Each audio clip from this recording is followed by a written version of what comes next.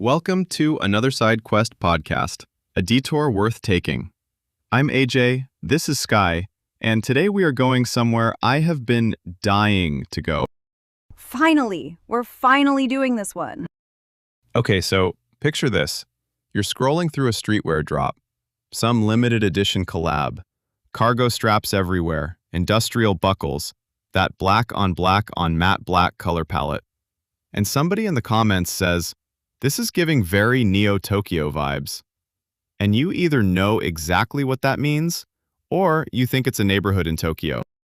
And it's both, kind of, because Neo-Tokyo is real and fictional at the same time, and that's what makes this whole thing so insane, yes. Because here's the twist. That jacket you've been saving up for, that techwear aesthetic dominating runways and streetwear culture right now, it has a blueprint. And that blueprint was drawn in Japan in 1988. Akira. Okay, Akira. Say the name! Say it with your chest! Katsuhiro Otomo's Akira, the film, the manga, is the foundational document of what we now call the Neo-Tokyo aesthetic. And once you see it, you literally cannot unsee it. All right, let's actually get into it, because we're not just talking about anime influencing fashion in a vague, hand-wavy way. We're talking about specific images, specific frames, specific design choices from Akira and then later Neon Genesis Evangelion that became a visual language.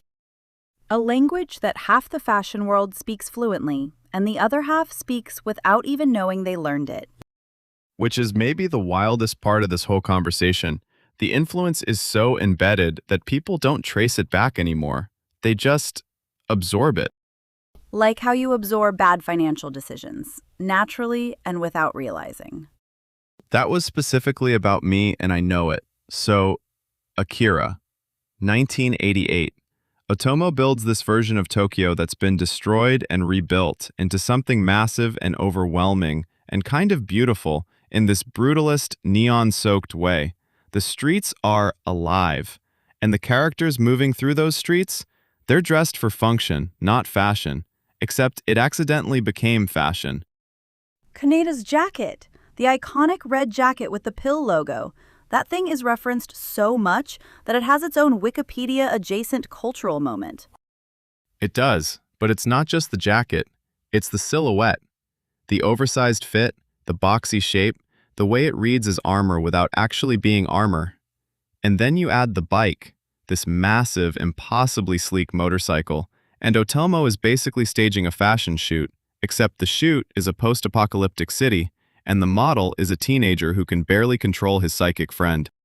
Hold on. Iconic casting, honestly.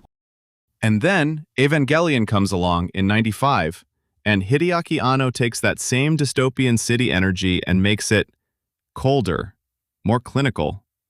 The nerve facilities, the plug suits, the utilitarian color blocking, everything about Eva screams function-first design.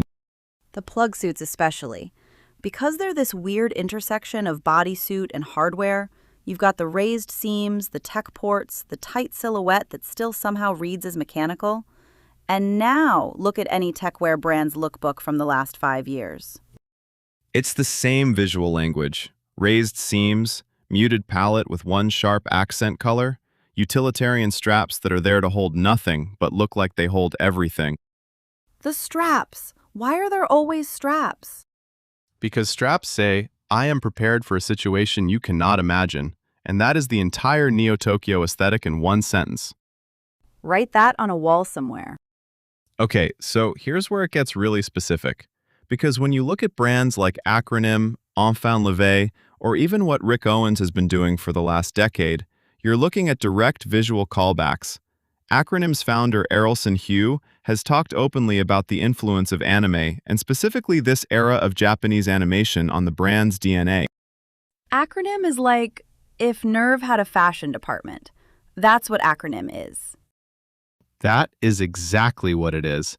And you look at the J1A jacket, all the modular snap-offs, the internal routing for cables, the matte black everything, that's Eva's tech aesthetic made wearable.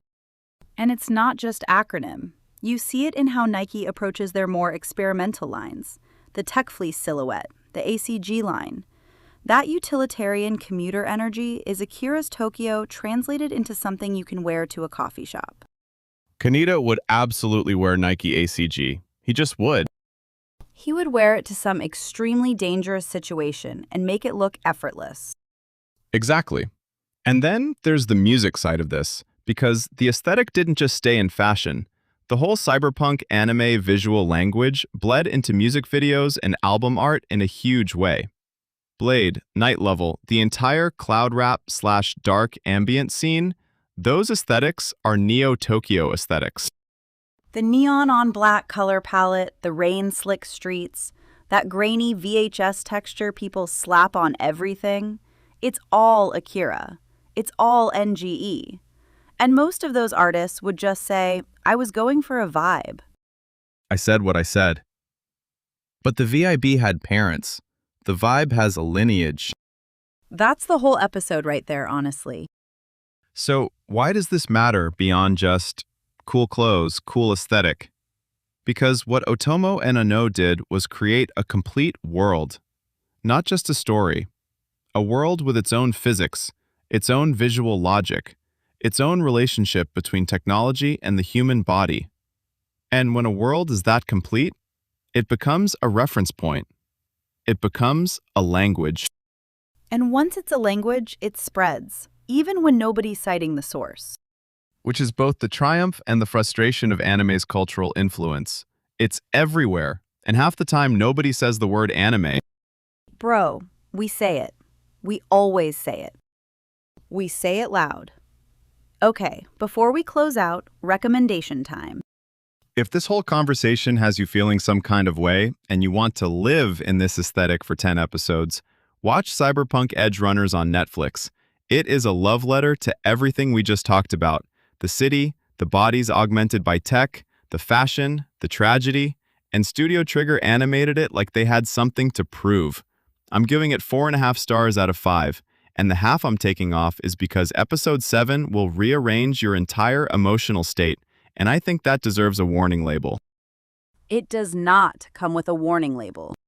It should. Okay, that is the episode. Sky, any final thoughts? Nope.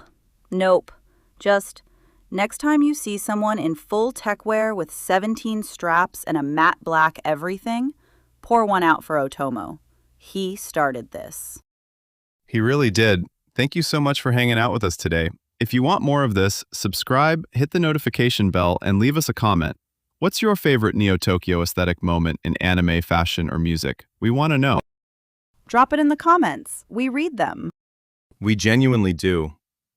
This has been another Side Quest podcast, a detour worth taking. We'll see you on the next one.